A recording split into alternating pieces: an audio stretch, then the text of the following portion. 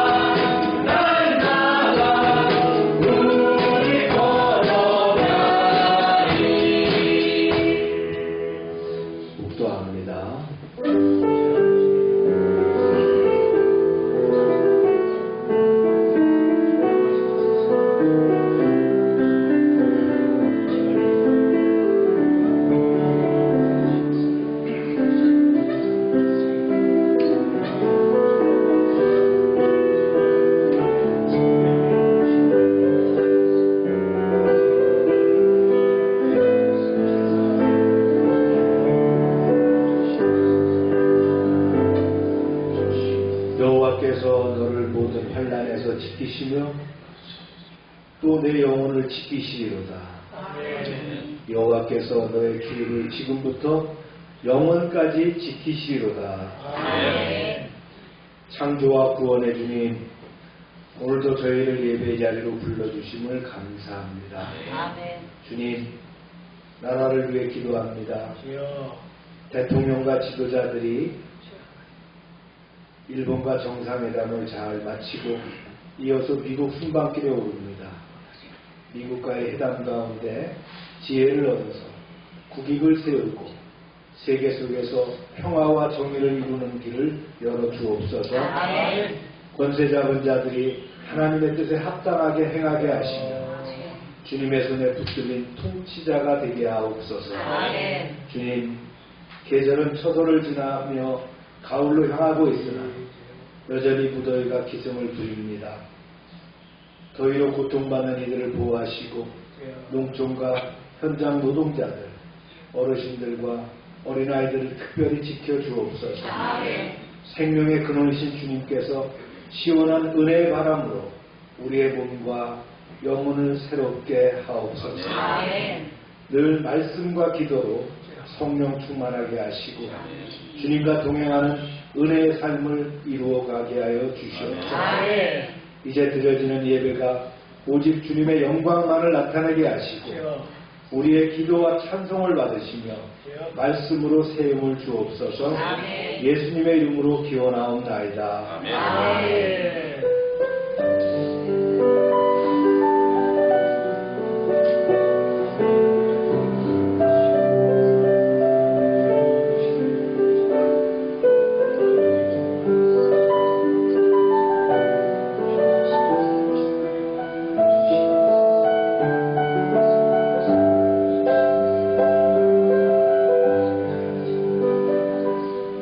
전능하사 천지를 만드신 하나님 아버지를 내가 믿사오며 그 외아들 우리 주 예수 그리스도를 믿사오니 이는 성령으로 잉태하사 동정녀 마리아에 하시고 본디오 빌라도에게 고난을 받으사 십자가에 못 박혀 죽으시고 장사한 지 사흘 만에 죽은 자 가운데서 다시 살아나시며 하늘에 오르사 전능하신 하나님 우편에 앉아 계시다가 저희로서 산자와 죽은 자를 심판하고 계시라.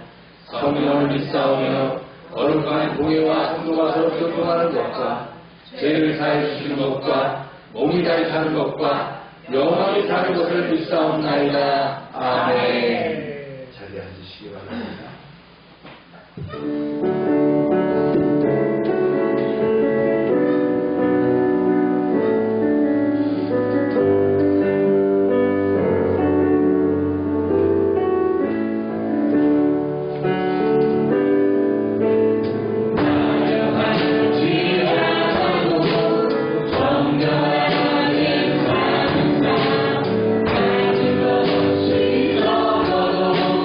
감사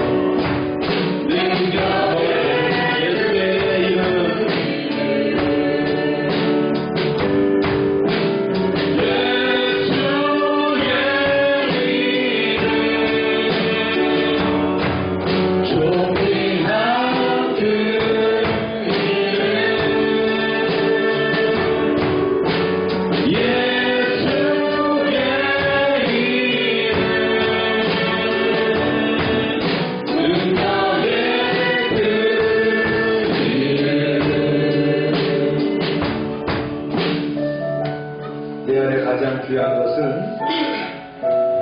예수 그리스도인 줄로 믿습니다. 세상의 무엇보다도 귀한 것, 금보다도 은보다도 내 안에 계시는 그리스도가 계심으로 우리가 귀한 것인 줄로 확신합니다. 이 시간 주님 앞에 기도의 제목들을 내어놓고 간구하시길 바랍니다. 주님께서 함께 하실 줄로 믿습니다. 주여 하고 기도합니다. 주여!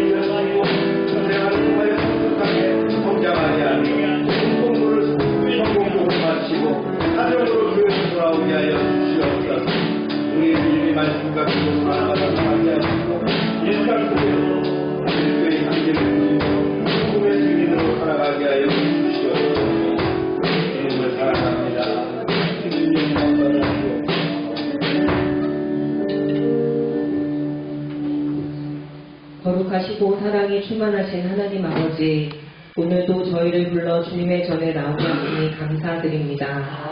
한 주 동안 저희들의 삶을 지켜주시고 은혜와 사랑으로 인도해 주신 주님의 손길을 기억하며 찬양과 영광을 올려드립니다. 무더운 여름을 지나며 이제 계절은 가을을 준비합니다. 들판에 곡식이 익어가듯 우리의 믿음도 주님의 은혜 안에서 성숙하게 하시고 마음에 감사의 열매, 사랑의 열매, 믿음의 열매가 가득 맺히게 하옵소서. 우리의 삶이 하나님의 영광을 드러내는 산 제사가 되게 하옵소서. 주님, 이 시간 우리의 마음을 겸손히 열어드립니다. 한 주간 살아오며 지은 크고 작은 죄들을 회개하오니 십자가의 보혈로 깨끗하게 씻어 주옵소서. 세상의 분주함 속에서 주님을 잊고 살았던 순간들을 용서하여 주시고 오직 주님만 바라보는 믿음의 눈을 열어 주옵소서. 참된 예배를 드리며 성령의 충만함을 경험하게 하시고 오늘 드리는 찬양과 기도와 헌신이 주님께 향기로운 제물이 되게 하옵소서. 세계 곳곳에서 이어지는 전쟁과 분쟁으로 인해 고통받는 이들을 불쌍히 여겨주옵소서. 특별히 러시아와 우크라이나의 전쟁을 긍휼히 여겨주시옵소서. 끝이 보이지 않는 싸움 속에서 무고한 생명이 희생되지 않게 하시고 전쟁의 상처로 고통받는 난민들과 어린이들을 지켜주옵소서. 양국의 지도자들의 마음을 주관하셔서 탐욕과 이기심을 내려놓고 진정한 평화와 화해의 길로 나아가게 하옵소서. 사랑의 하나님, 이 나라와 민족을 위해 기도드립니다. 분열과 갈등이 치유되고 정의와 공의가 강물처럼 흐르는 나라가 되게 하옵소서. 경제가 회복되고 국방이 든든히 서며 무엇보다 하나님을 경외하는 민족이 되게 하옵소서. 이 땅 위에 다시금 영적 부흥을 허락하시어 교회마다 기도가 회복되고 복음의 능력이 선포되게 하옵소서. 우리의 가정을 위해 기도합니다. 모든 가정마다 주님의 평강이 임하게 하시고 부모와 자녀가 믿음 안에서 사랑과 존경으로 하나 되게 하옵소서. 부부의 관계가 주 안에서 더 돈독히 회복되게 하시고 가정마다 예배가 살아나며 주님의 이름이 높임받게 하옵소서. 주님, 우리의 일터와 학업의 자리를 지켜주옵소서. 각자의 자리에서 수고하는 성도들에게 새 힘을 공급하여 주시고 빛과 소금으로 살아가게 하옵소서. 경제적으로 어려운 자녀들에게 하늘의 공급을 허락하시며 물질보다 믿음을 먼저 구하게 하시고 감사와 기쁨으로 다시 일어설 수 있게 하옵소서. 주님의 몸된 교회를 기억하여 주옵소서. 보이지 않는 곳에서 묵묵히 섬기며 헌신하는 손길들을 주님께서 기억하시고 그들의 가정과 삶을 축복해 주옵소서. 주일학교와 청년부, 장년부와 어르신까지 모든 세대가 함께 주님을 예배하며 세대를 잇는 믿음의 공동체가 되게 하옵소서. 특별히 땅끝까지 복음을 전하는 선교사님들을 위해 기도드립니다. 세계 곳곳에서 복음을 들고 나아가는 주님의 일꾼들을 지켜주시고 영적인, 육적인 피곤한 속에서도 성령의 위로와 능력으로 충만하게 하옵소서. 삼빛 선교회와 최수동 선교사님의 사역 위에도 함께하시어 많은 영혼들이 구원받고 주님께 돌아오는 역사가 일어나게 하옵소서. 이 시간 말씀 전하실 이광수 담임 목사님께 성령의 기름을 부어 주옵소서. 영육간의 강건함을 더하여 주시고 맡겨주신 양떼를 주님의 사랑과 지혜로 잘 이끌게 하옵소서. 선포되는 말씀마다 생명의 능력이 임하게 하시고 그 말씀이 우리의 마음밭에 뿌리내려 삶의 방향과 기준이 되게 하옵소서.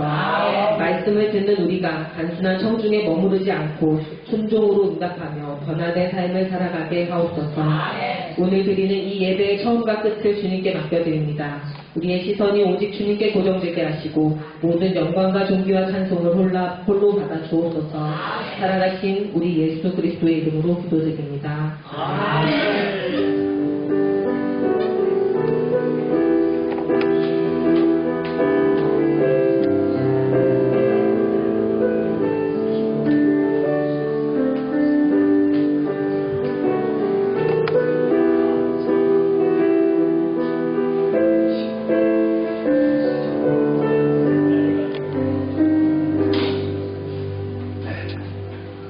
시간입니다.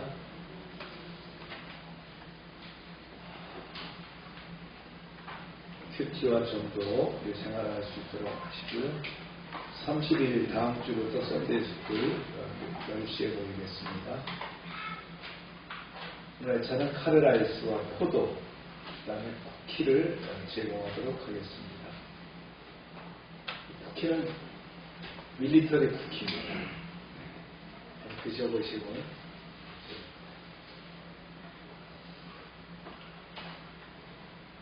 아동센터 프로그램도 진행하고요. 최기동 선교사님 지난주에 복귀하셨고요. 그 다음에 다음 주일은 8월 선교주일이 되겠습니다. 함께 있습니다. 시작. 모든 것이 합력하여 선을 이루느니라. 말씀 14장 1절부터입니다. 시작. 여호와께서 모세에게 말씀하여 이르시되 이스라엘 자손에게 명령하여 돌이켜 바다와 믹돌 사이에 비하이로라 곧 바알스본 맞은편 바닷가에 장막을 치게 하라. 바로가 곧 그의 병거를 갖추고 그의 백성을 데리고 갈새 선발된 병거 600대와 애굽의 모든 병거를 동원하니 지휘장들이 다 거느렸더라.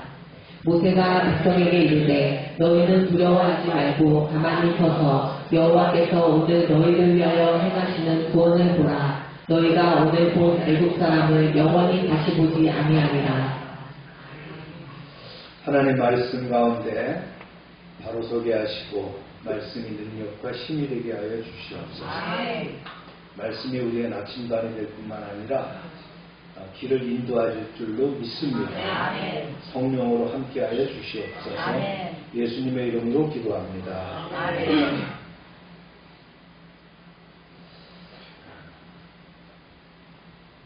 출애굽 13장에는 이스라엘 백성에게 주신 하나님의 규례와 인도를 보여주었습니다.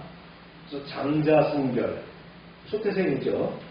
그 다음에 무교절 규례를 통해서 이스라엘은 구원의 은혜를 기억해야 했고, 또 구름기둥과 불기둥으로 그 길을 지키시는 하나님의 임재를 체험했습니다.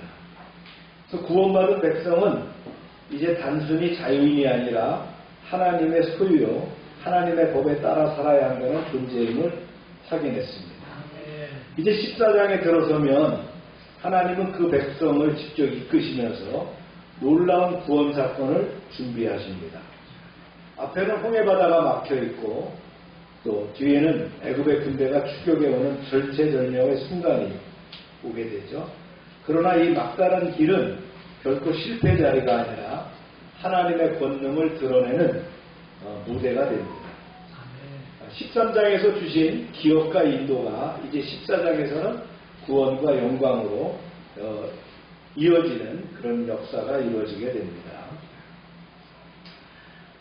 근본 설교는 동부경로, 즉 미디안 시내산을 중심으로 설명하고자 합니다. 우리가 지난번에 배웠죠? 북부설이 있고 그 다음에 남부설이 있고 동부설이 있다면 그 외에도 여러 가지 설이 있습니다만 동부경로, 미디안 시내산을 중심으로 얘기하겠다. 왜냐하면 내가 신학을 공부하면서 한 30년 가까이를 연구해 보니까 시나이 반도에 있는 시내산이 맞지 않더라는 거예요. 성경으로 이게 껴 맞춰지지가 않아요.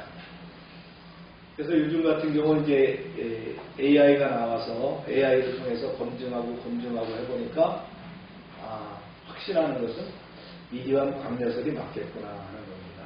그래서 출애굽기를 전부 그 과정으로 여러분들한테 연결을 하고자 합니다. 광야 끝 어디예요? 에담입니다. 지난주가 에담까지였죠. 에담에다가 장막을 쳤어요. 첫 번째 수경지가 되는 거예요. 그 전까지는 숲곳에서부터 에담까지 열심히 밤낮을 가리지 않고 달려온 걸로 되어 있어요.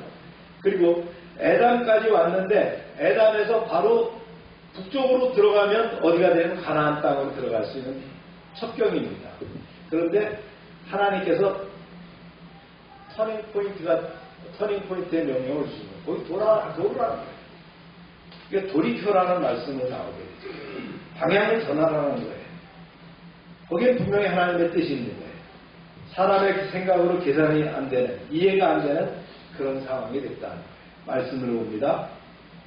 여호와께서 모세에게 말씀하여 이르시되 이스라엘 자손에게 명령하여 돌이켜 바다와 밑돌 사이에 비하이로나 곧 바알스본 맞은편 바닷가에 장막을 치게 하라. 지도를 보게 되면 에담에서 북상하면 가나안으로 진입할 수 있는데 남쪽으로 전환하라는 거예요. 여기죠? 여기까지 달려왔어요. 부지런히. 그죠? 쫓아올까봐.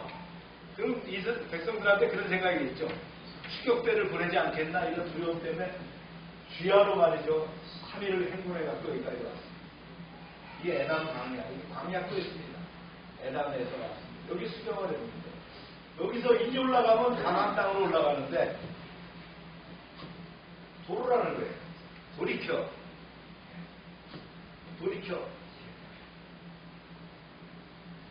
그리고 어디 왔어요?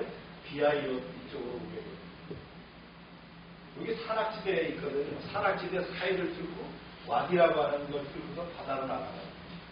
이게 명령이라는 거예요. 그래서 비아이롯 곁 해변에 장막을 쳐라. 그렇게 나왔다. 바닷가에 믹돌이라고 나오죠. 믹돌이라는 것은 히브리 말로 막루, 요새 그런 거예요. 즉 나라의 외곽 지역에 만들어진 경계초소 같은 걸 얘기하는 거예요. 믹돌이 거기에요. 그래서 비아이롯 앞 바알스본 건너편 바닷가에 장막을 쳐라. 이게 비아이롯이라는 마을이 있는데요. 여기 앞에가 삼각주가 있어요. 삼각주가 있는데 이 건너편이 뭐냐? 이 건너편이 바알스본이라는 거예요. 그 지명이 그렇더라는 거예요. 고대 지명을 조사해 보니까 이게 딱 맞아 떨어지더라고요. 껴맞히지 않고. 제가 오늘 아침에도 여러 자료들을 검증해 보니까 이게 맞아요. 여기 바닷가로 나가는 현로를 따라서 내려가면 삼각주에 평야가 발달되어 있는데 이게 바로 반도입니다. 하나의 그 반도로 형성되어 있어요. 툭 튀어나와가지고요. 즉 바다로 나갈 준비를 해라 이렇게 명령을 하신 거예요. 이스라엘이 이 비아이롯과 바알스본과 막다른 곳에 진을 쳤다는 것을 보고를 받았어요. 바로가. 바로는 뭐라고 생각했냐면 그들이 광야에서 길을 잃었구나 이렇게 생각합니다. 그러나 이는 뭐예요? 하나님께서 의도하신 거예요. 하나님은 바로의 교만한 마음을 드러내시고 결국 그를 심판하기 위해서 그 길로 이끌어내셨다는 거예요. 인간의 생각과 역사를 주관하시는 분은 하나님은 생각이 다르시죠. 그 바로의 교만한 마음을 이끌어내셨다. 보세요. 시작. 바로가 이스라엘 자손에 대하여 말하기를 그들이 그 땅에서 멀리 떠나 광야에 갇힌 바 되었다 하리라. 내가 바로의 마음을 완악하게 한즉 바로가 그들의 뒤를 따르리니 내가 그와 그의 온 군대로 말미암아 영광을 얻어 애국 사람들이 나를 여호와인 줄 알게 하리라 하시매 무리가 그대로 행함이라. 200만 이스라엘 백성이 애굽을 떠나자 바로 아멘후텝 2세입니다. 크게 후회합니다. 여호와의 그 무시무시한 재앙은 잊어버렸어요. 자신이 성급한 결정을 내렸다고 자책합니다. 큰 건축공사, 끊이지 않는 이런 공사들이 많은데 60만 명의 노동력을 필요로 하는데 그들을 내보냈다는 거예요. 얼마나 후회가 되겠어요. 그러던 차에 이스라엘 백성이 갑자기 길을 틀어서 홍해 앞에 갇혔다라는 보고를 받자 어떻게 합니까? 계속합니다. 네, 시작. 그 백성이 도망한 사실이 애굽 왕에게 알려지매 바로와 그의 신하들이 그 백성에 대하여 마음이 변하여 오르되 우리가 어찌 이같이 하여 이스라엘을 우리를 섬김에서 놓아 보내었는가 하고. 그 말이 정말이냐? 그랬어요. 이스라엘 백성이 홍해 앞에 장막을 치고 있단 말이야.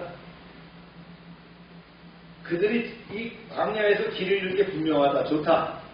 지금 추격하면 잡을 수 있다. 병거 부대는 즉시 무장을 해라. 그리고 나를 따르라. 바로가 직접 지휘를 합니다. 쾌제를 불렀어요. 그리고는 급히 군대를 이끌고 추격전에 나섭니다. 그러면서 얘기하는 거예요. 이스라엘이 얼마 가지 못했다. 그들에겐 부녀자들과 노약자들과 어린이들이 있으니 그리고 가축대까지 딸려있지 않느냐? 그러니 얼마든지 따라가 잡을 수 있다. 최대한 속도를 내라. 바로가 추격전을 벌입니다. 시작. 바로가 곧 그의 병거를 갖추고 그의 백성을 데리고 갔을 선발된 병거 600대와 애굽의 모든 병거를 동원하니 지휘관들이 다 거느렸더라. 여호와께서 애굽 왕 바로의 마음을 완악하게 하셨으므로 그가 이스라엘 자손의 뒤를 따르니 이스라엘 자손이 담대히 나아갔습니다. 네. 이게 그림에 나오는 로마의 그 병거들입니다. 바로는 600대의 병거를 동원했어요. 600대만 간 게 아니에요. 그 위에 후속 부대들이 오는 거예요. 모든 군대를 동원한 거예요. 왕실의 정예 부대거든요. 그리고 득달같이 추격전을 벌입니다. 이 병거는 고대 세계의 강력한 전쟁 도구예요. 두피의 말이 끄는데요. 바퀴가 달린 이 군사용 전차거든요.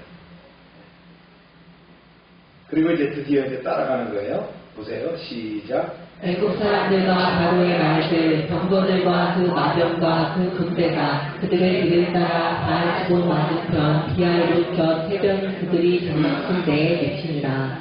바로가 이끄는 육백승의 병거를 비롯해서 기병들로 이루어진 애국 군대는 흙먼지를 뿜으면서 급히 추격했어요. 그래서 이제 머자나 이스라엘 백성들의 장막에 친 바알스본 맞은편인 비알롯 근처에 홍해 바닷가까지 이르게 됐다. 백성들이 얼마나 놀라겠어요. 자기네는 그 통로를 빠져나와가지고 통로를 빠져나오면서도 그랬죠. 양쪽에 막 1000고지가 넘는 그런 산 사이에 그 계곡을 빠져나오면서 야 어디로 이끌고 가지? 이렇게 했는데 가보니까 평야가 나왔는데 앞에가 바다입니다.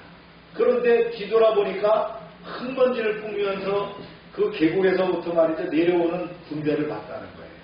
얼마나 놀라겠어요.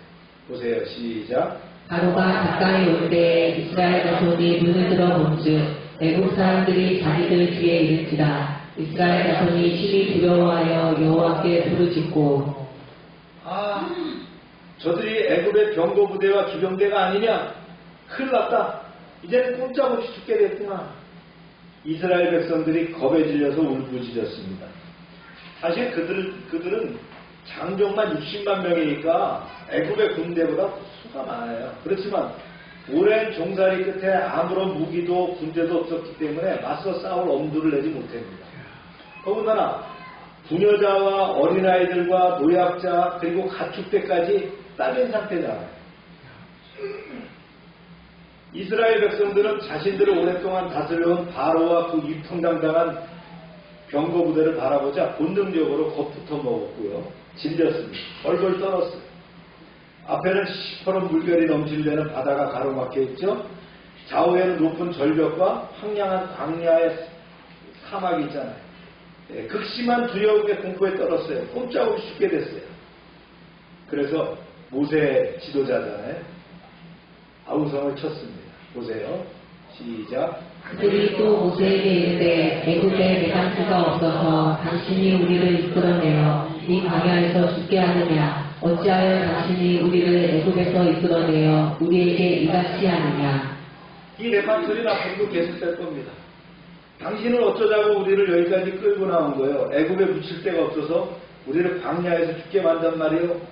백성들이 계속 후회를 합니다. 시작. 우리가 애굽에서 당신에게 이른 말이 이것이 아니냐? 이르기를 우리를 내버려 두라. 우리가 애굽 사람을 섬길 것이라 하지 아니하더냐? 애굽 사람을 섬기는 것이 광야에서 죽는 것보다 낫겠노라.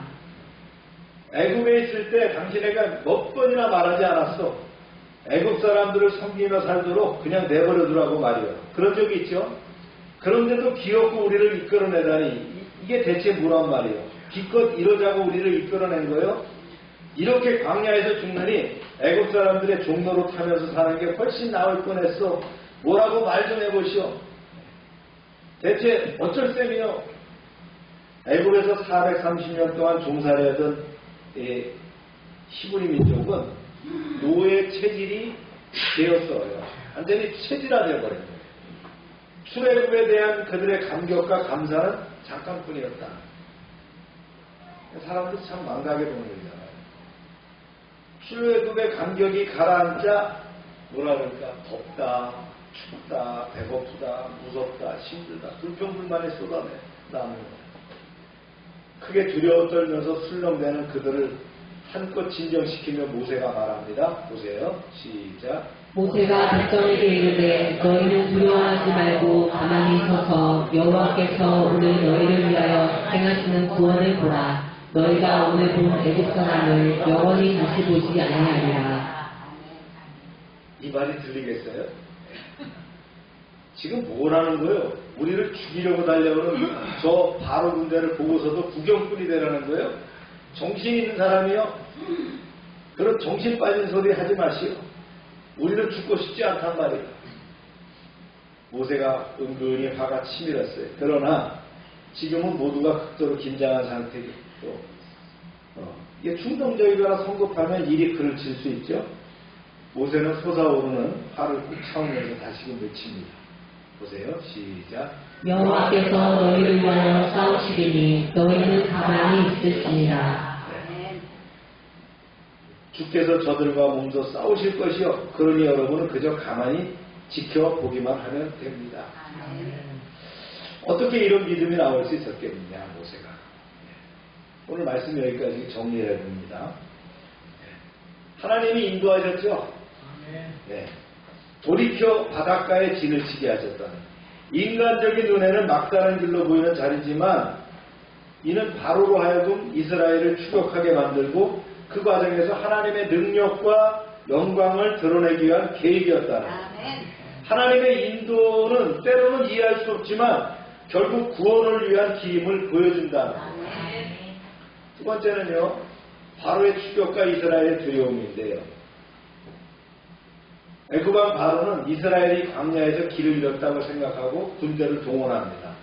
병거 600승과 모든 군사가 총동원돼서 이스라엘을 뒤쫓습니다. 이를 본 이스라엘 백성은 두려워하며 하나님께 부르짖음과 동시에 모세를 원망합니다. 차라리 애굽에 있는 것이 낫겠다라고 불평합니다. 위기 앞에서 인간의 연약한 모습을 우리는 보게 되죠. 이때 모세가 선포합니다.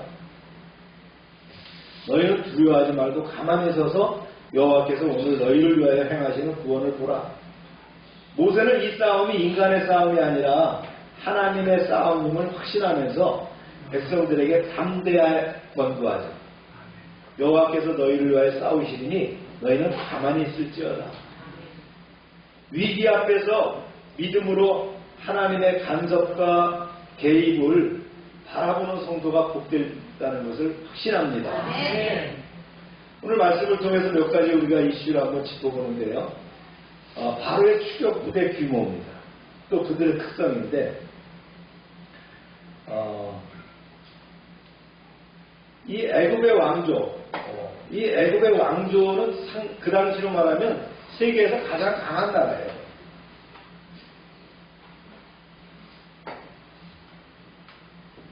애굽이 비실비실할 때 나온 게 아니라 했죠. 가장 강할 때 나왔다는 거예요.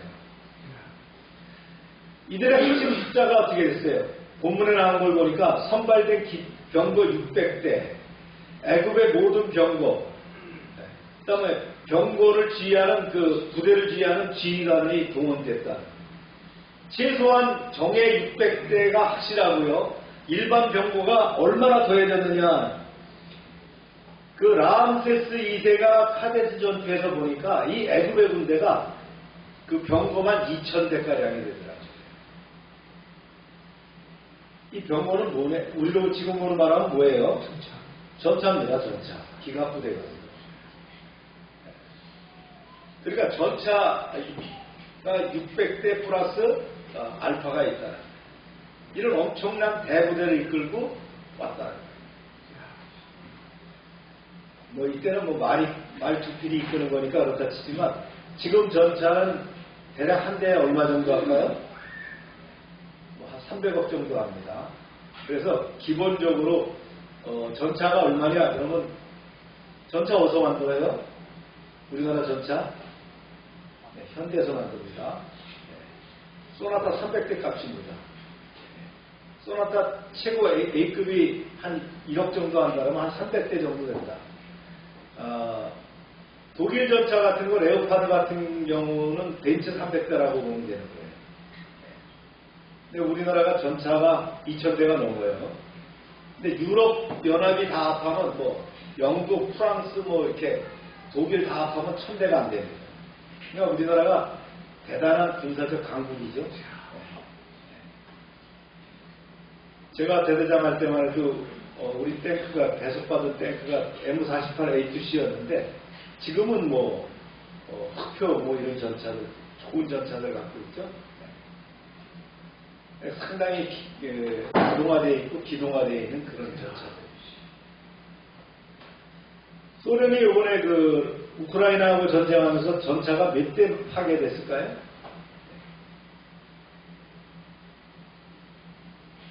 1000대? 2000대? 장갑차 포함해서 2만 대 망가졌어요. 네. 소련은 거덜난 겁니다. 물론 소련 전차가 그렇게 비싸진 않아요. 걔네는 굴러가면 돼요. 걔네는 탱크병을 뽑을 때 이 공산 국가는 그래요. 탱크병을 뽑을 때 우리 범기 같은 친구는 안 뽑아요. 왜냐면 등치 크고 탱크 못 들어가니까. 조금 해야 돼요. 사람이 조금 해서 들어가서 버티면 되니까. 하여튼 공산 국가를 그렇게 만듭니다. 현가장치가 없어요. 뭐 덜렁거리든 뭐 하든 뭐 에어컨 시스템이나 뭐 냉난방 시스템이 안 돼 있는 차를 만드는 거예요. 그러나 어쨌든 간에 한 2만 대 정도가 부서졌다. 4년간의 전쟁 중에서. 대부분 뭐에 의해서? 드론에 의해서. 뭐 한국 전차 같은 경우는 드론을 방어할 수 있는 능력, 또 탐지하고 저격할 수 있는 그런 능력들을 갖췄다라고 봅니다. 자, 그렇고요. 이런 전체가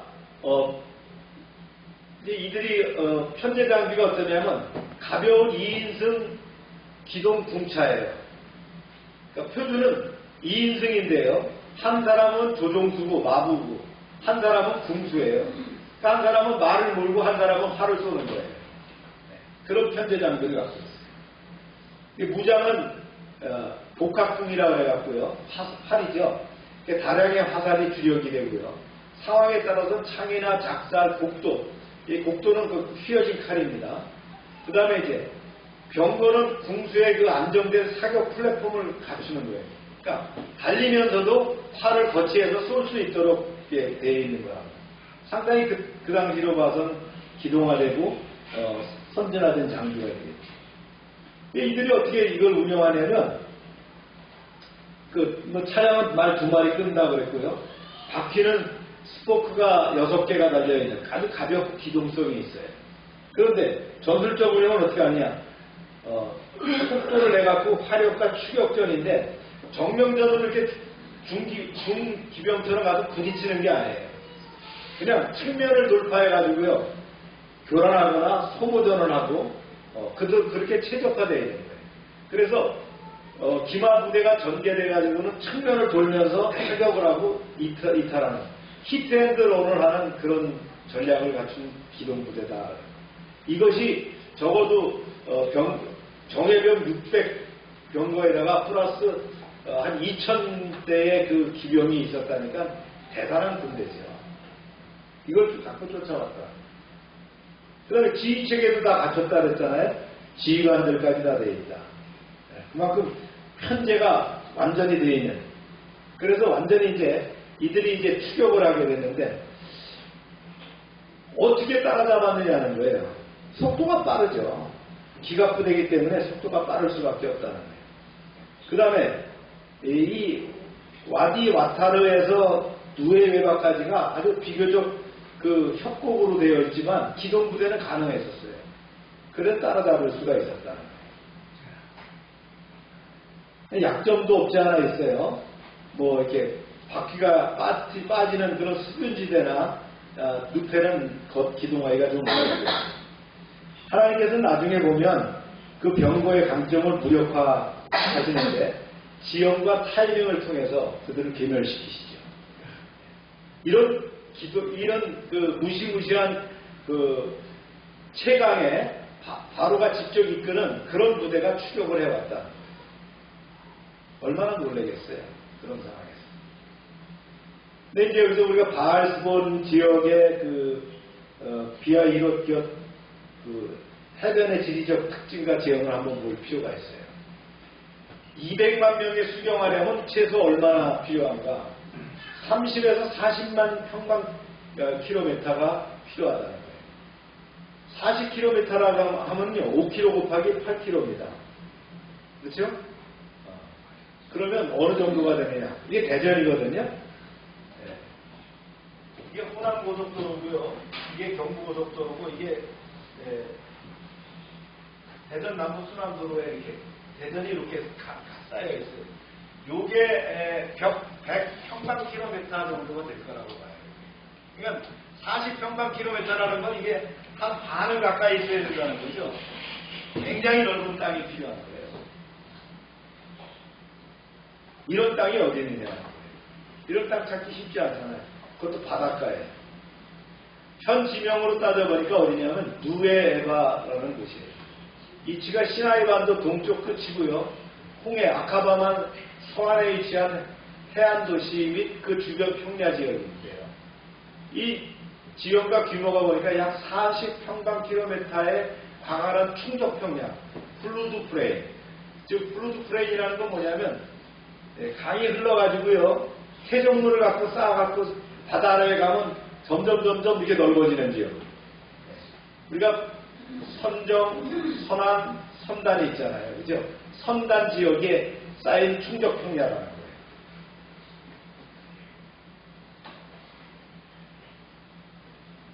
시나이 산맥이 해안까지 뻗어 있어요. 그래서 여기로 접근하려면 그 타이를 통과해야 돼요. 와티르 계곡을 통과해야만 가능한 그런 곳이다. 전략적으로 보면 이스라엘 백성이 외부로부터 고립된 듯한 형상을 갖출 수밖에 없는 그런 지역이에요. 그 다음에 홍해 건너편에 바알스볼 지점과 마주보는 성경과 일치하는 그런 지점이다. 보세요. 공중에서 본 사진을 보면 이렇게 되는 거예요. 자, 요게 충격평야고요. 요게 이게 1800m 이상 고지군으로 형성된 산맥이 가운데를 뚫려 있어요. 이스라엘 백성들이 이렇게 왔어요.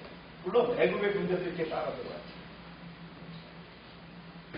이런 지역입니다. 고전적인 설에 의한 시내산에서 들어가는 그 통로하고 달라요. 그죠? 네. 거기는 갈대바다를 건넜다라고 하는데 하나님은 갈대바다를 건널 정도로 약하신 분이 아니에요. 우리가 다음 주에 보면 어떤 바다인가를 이제 알려드릴 거예요. 자, 이걸 측면도로 보면 3D로 보면 그랬어요. 이게 와디 아파르 통로입니다. 루트 오브 더 엑스odus. 출애굽의 통로가 일이 나왔어요. 일이 나와서 여기에 이제 천막을 치고 있었잖아요. 이게 바다 아닙니까? 레드시. 이게 아카바만이에요. 수에즈만이 아니고 아카바만이라는 거예요. 그러니까 수에즈만을 건너는 것이 옛날부터 얘기했던 얘기라면 새롭게 주장하는 얘기들은 아카바만을 건넌다. 자, 이게 보면 얼마인데요? 9km 곱하기 6km. 6954. 충분히 들어가죠. 그죠? 이런 지형을 인도하게 됐다. 그러니까 하나님이 예비하지 않으시면 이렇게 갈 수가 없어요. 200만 명이라는 인구가 어떻게 전개할 수 있겠어요? 제가 지휘관할 때 제가 단상에 서 있고 우리 부대가 전투 대용을 갖춰갖고 행군하면요 30분을 서 있어야 우리 부대가 지나갑니다. 내 부하들이 지나가는 게 2열 전투 대용으로 지나가도 30분 지나야 전투 대용으로 갈 때는 그랬다. 그러니까 200만 명이라고 하는 건 상상이 안 되는 거예요. 그러니까 우리 대전시의 반만한 지역이 돼야 한 번에 수경을 할 수 있는 장소가 나오는 거야. 그런 지역이 어디 있느냐? 이런 곳으로 인도하셨다는 거예요. 여러분, 모세가 다 아는 거예요. 하나님의 계시를 받았지만 모세는 다 안단 말이에요. 옛날에 40년 전에 여기서 40년 살았잖아요. 이해 가십니까? 왜 모세가 들리 도망가게 하느냐는 거예요. 왜 모세가 말이죠. 그렇게 뜻하지 않게 살인을 하고 도망자가 돼서 40년 동안 미디안에 가서 목부 생활을 하면서 살았겠느냐. 우리가 대전에 40년만 살면 대전 지역 많이 살잖아요. 어디를 가면 금강이고 말이죠. 어디 가면 뭐가 있고 뭐 다 알듯이 모세는 다 알고 있는 거야. 이게 나중에 이제 다음 주에 배우겠지만 이게 누에바라고 하는 이 지역입니다. 여기서 이렇게 건너가게 돼요. 우리가 크게 지도를 봤을 때는 그러죠. 여기가 이제 나이랑 삼각주인데 여기서부터 숫고수를 직결해갖고 직결해서 이렇게 통과해가지고 에담에 와갖고 다시 돌아서 누에바로 들어옵니다. 그래서 나중에 일리 건너서 자벨 엘 라오즈라고 하는 곳이 바로 이드로의 동네입니다. 이드로의 동네. 아시겠습니까? 하나님은 그렇게 예비하셨다는 거예요. 앞뒤가 다 맞잖아요. 이게. 지형도 맞고 다 맞는 거예요. 그런데 옛날 전통적인 신의 산으로 보면 이게 안 맞는 거예요. 전부 다 이게 성경이 안 맞아. 그래서 저도 굉장히 고민스러웠던 건데 이렇게 풀어가니까 풀리더라. 누구라고요? 김승학 박사, 사우디 왕국의 하나의 주치입니다. 그죠? 이 사람이 12번이나 여기를 탐사했다 그랬죠?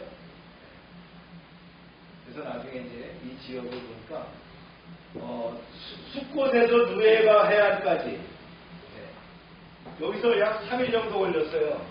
그렇죠? 그리고 그 다음에 에담에서 누에바까지가 이 와디 와타르 계곡을 따라서 가는 것이 한 120km나 된대요. 그러니까 길이라는 게 산악길이 꾸불꾸불하잖아요. 그래서 총 따져보니까 여기까지 오는데 약 2주 정도가 소요가 됐다. 그때에 누가 왔다? 바로의 군대가 따라잡았다는 거예요. 이해 갑니까? 네. 그냥 뭐 3, 4일 지나가고 따라와갖고 그냥 그런 게 아니에요. 네. 역사를 보니까 이렇더라. 요즘은 이제 우리가 모든 문서를 다 볼 수 있는 그런 AI가 있잖아요. 그래서 그걸 추적해서 찾아보면 정확하게 만들어질 수 있어요. 네. 옛날에 주석 찾아가며 그걸 콘코던스나 뭐 이런 것들을 봐가면서 하는 게 아니라 요즘은 너무나 이제 이렇게 찾기가 쉽게 돼 있다. 우리가 한 2주 정도 소요가 됐다. 자, 오늘 말씀의 적용과 통찰을 알아봅니다. 네. 주님은 막다른 길에서도 일하신다. 우리 인생의 앞에도요, 앞에는 바다요, 뒤에는 원수가 추격하듯이 막다른 골목에 올 때가 있다. 아무리 기도해도 막막한, 이럴 때가 온다는 거예요. 그러면 어떻게 돼요? 진짜 하나님이 함께 하실까? 걱정이 되죠. 의문이 됩니다. 그러나 오늘 본문은 이스라엘 백성이 바로 그런 상황에 처했을 때 하나님이 어떻게 그들을 인도하고 구원하셨는지를 보여주는 거예요. 하나님은 의도적으로 그들을 막다른 길로 인도하시는 거예요. 하나님은 의도적으로 우리를 막다른 길로 인도하실 수 있다는 거예요.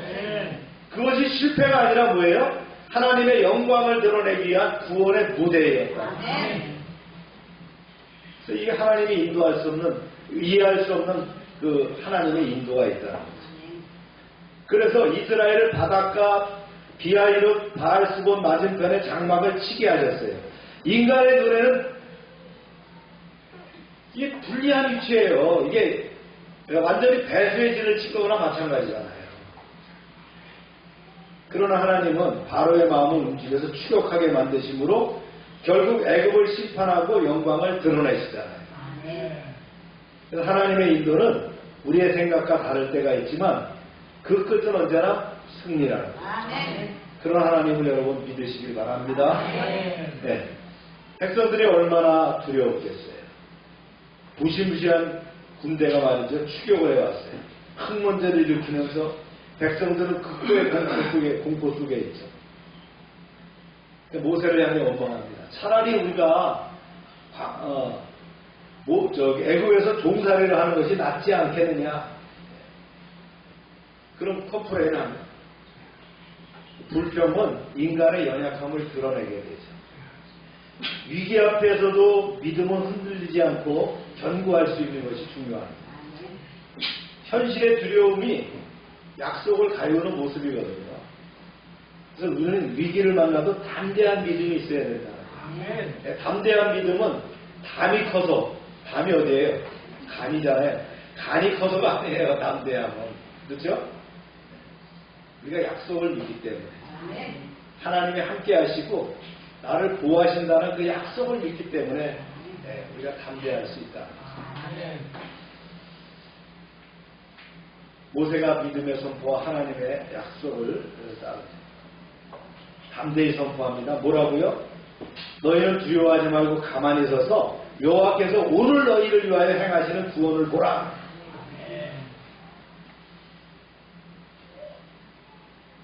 Do not be afraid. Stand firm. 흔들리지 말고 서 있어라는 거예요. 오늘 하나님이 어떻게 하나 보라는 거예요. 그래서 그 싸움이 인간의 손에 달린 것이 아니라 하나님의 손에 있음을 확신하게 했다. 보세요. 시작. 여호와께서 너희를 위하여 싸우시리니 너희는 가만히 있을지니라. 우리 어떻게 하라고요? 우리 가만히 있으라는 거예요. 인간의 한계가 드러나는 그 순간 하나님의 능력이 나타납니다. 내 한계가 드러나는 그 순간 하나님의 능력이 나타납니다. 믿음의 상황을 바꾸는 것이 아니라 상황을 다스리는 하나님을 바라보는 거예요. 우리가 어떻게 상황을 바꿔보려고 애를 쓰는 게 아니라 그 상황을 다스리시는 하나님을 바라보는 거예요. 사랑하는 여러분, 우리 앞에도 막다른 길이 있을 수 있다. 그러나 그 길은 끝이 아니라 하나님의 구원이 시작되는 자리입니다. 하나님은 우리를 의도적으로 이해할 수 없는 길에 세우시고 그 자리에서 당신의 능력을 드러내신다. 그리고는 두려움 속에서도 우리는 어떻게 해야 됩니까? 견고하게 설 수 있는 믿음이 필요하다. 가만히 서서 하나님의 구원을 바라보는 여러분 되시길 축원합니다. 여호와께서 오늘도 우리를 위해서 싸우실 줄로 믿습니다. 기도합시다.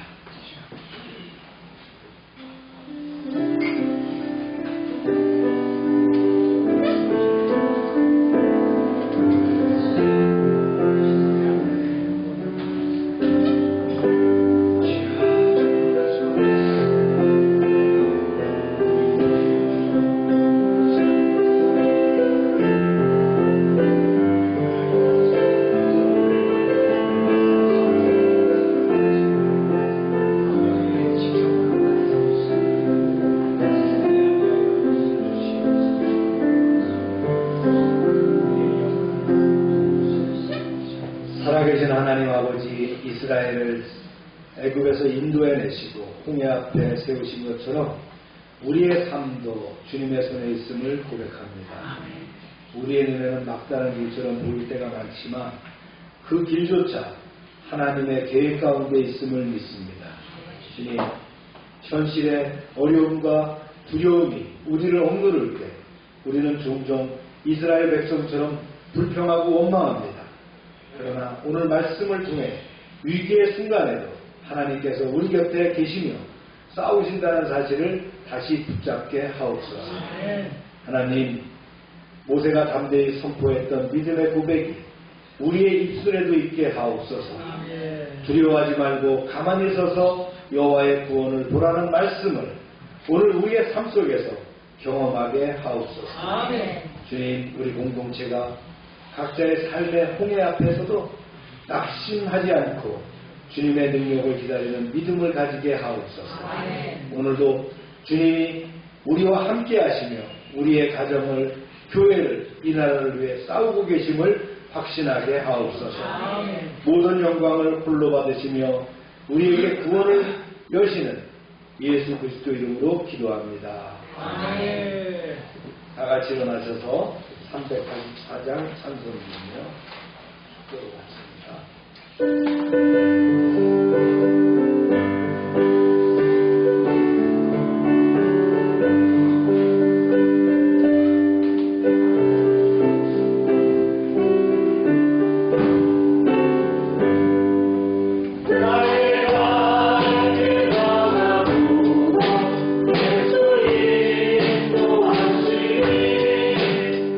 주 안에 있는 구원, 어찌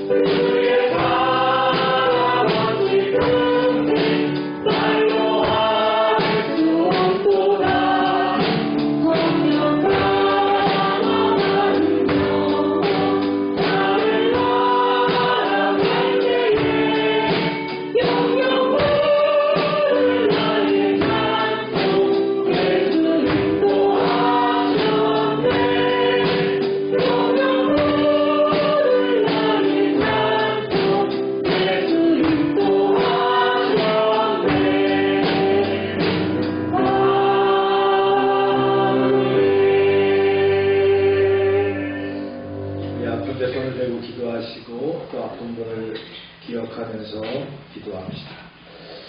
하나님 이 시간 치료를 위해서 기도합니다. 우리는 부족하지만 하나님의 크신 능력이 함께 하실 줄로 믿습니다. 사람의 방법, 세상의 의술로서 고칠 수 없지만 하나님의 능력으로 치료할 줄로 믿사오니 이 시간 성령의 능력과 기름 부으심으로 치료하여 주시옵소서. 예수 이름으로 명령한다. 모든 질병은 떠나가고 깨끗하게 될지어다. 병의 근원은 마르고 깨끗함을 입을지어다. 더럽고 추한 것들, 악한 것들은 다 떠나갈지어다. 이 시간 역사하셔서 우리를 치유하시고 회복시켜 주셔서 하나님을 믿는 믿음으로 승리하며 살게 하여 주시옵소서. 날마다 넘치는 구원의 은총과 함께 주신 물질을 하나님께 구별하여 드립니다. 약속의 말씀대로 10의 1조를 감사의 예물을, 선교의 예물을 이제 약정된 예물을 하나님께 드릴 때에 30배, 60배, 100배로 응답되게 하여 주시옵소서. 황충을 금하게 하여 주시고 사업을 안전하게 지켜주시며 주님의 보호가 눈동자처럼 드러나게 하여 주시옵소서. 과실이 기한 전에 떨어지지 않게 보호하여 주시옵소서. 하나님의 말씀을 삼가 듣고 그 명령을 지켜 행하는 하나님의 백성을 축복하사 세계 모든 민족 위에 뛰어나게 하여 주시옵소서. 말씀을 순종하면 모든 복이 우리에게 그대로 미칠 줄로 믿습니다. 성읍에서도 복을 받고 들에서도 복을 받을 것이며 몸의 소생과 토지의 소산과 짐승의 새끼와 우양의 새끼가 복을 받으며 광주리와 떡반죽 그릇이 복을 받으며 들어와도 복을 받고 나가도 복을 받게 하여 주시옵소서. 대적이 일어나 우리를 치료할지라도 그들이 한 길로 왔지만 7길로 도망가게 하여 주시옵소서. 하나님께서 우리를 위하여 하늘의 아름다운 보고를 열으사 우리의 땅에 때를 따라 비가 내리게 하시고 우리의 손을 하는 모든 일에 복을 주셔서 많은 사람들에게 나누며 베풀게 하시고 머리가 되고 꼬리가 되지 않게 하시고 위에만 있게 하시고 아래에 있지 않게 하여 주시옵소서. 이제 저희가 드리는 이 물질이 하나님이라는 데 귀하게 쓰임받게 하시고 쓰이는 곳마다 하나님의 영광과 역사하심이 나타나게 하여 주시옵소서.